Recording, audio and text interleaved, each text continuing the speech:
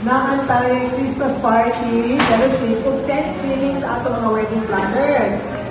But then, on the last minute, last night, medyo nag-change kami ng plan dahil ang wedding planners, isa lang ang available. Okay? Pangalawa, ang couple sa naka-attend, daghang hindi maka-attend, eh, may nasakit sa pamilya, nasakit ang anak, hindi maka-lead dahil nag-terminate sa trabaho. So, ang sabi nga namin, ang ating Thanksgiving sa planners will postpone sa inyong booking renewal yung January 5. January 5. So, ino-confirm pa na ito kung talagang planners available, eh, ngayon naman kung mag-Thanksgiving ko sa ka-planner lang na adihan, no?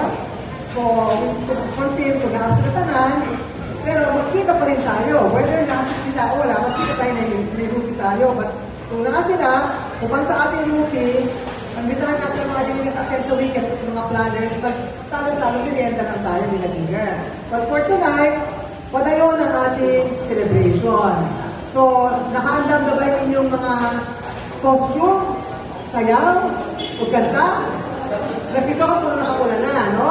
Pero nakatay yung mga games karon, nag-enda, kung nakapun tayo yung raffle. Okay, raffle tayo, no? So for the meanwhile, kabomi na, nagutom na kayo,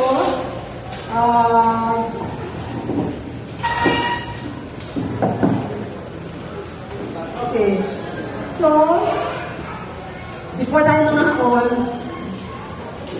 ganahan nyo iparebili sa inyo yung kasal ninyo. Ano ba kayo kinasal? Ito ay September 22.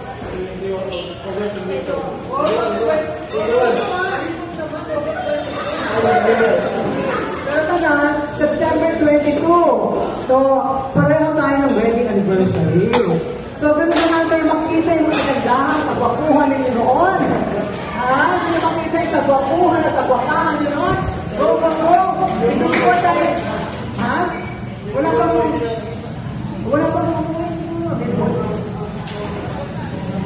o pagtapos ng kasaluba, umuwi na, hindi na pa nakatanaw. So, yun lang yung same day edit video. Bakit na mga kanang atong appetizer? Okay ba? Kanang atong appetizer. You'll watch the video. Okay? Kanang looking. Okay, then is to setting it up. Yung video.